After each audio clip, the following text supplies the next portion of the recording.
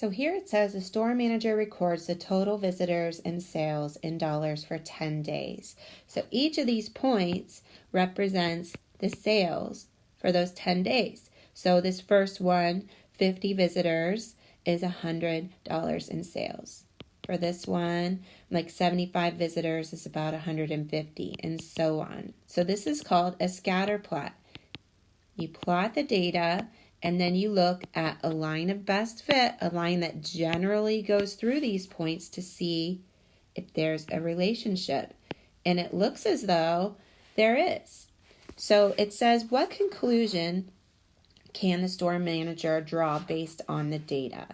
So it's giving us these different options. Before you even look at those options, because once you see one that kind of looks like it makes sense, I think students choose that and move on to the next question, because this isn't fun and you want it to be over as soon as possible. But before you look at those, I would really strongly recommend you take a moment and look at your graph and really see what's going on.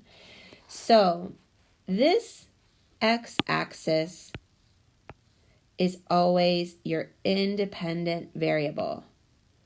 So the number of visitors is the thing that is causing the total sales to change. So your y is your dependent. So your x is your independent variable. And your y, whatever's on the y-axis, is your dependent variable. So the x is what's changing the y. So the number of visitors is what's causing the sales to change.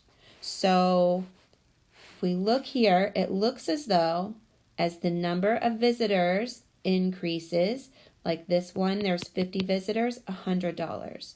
This one, 100 visitors, so we went up 50 visitors, our sales increased to like $225.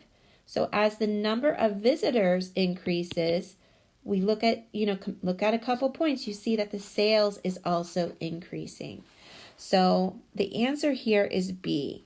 An increase in visitors is what causes, because that's our X, it causes the sales to increase.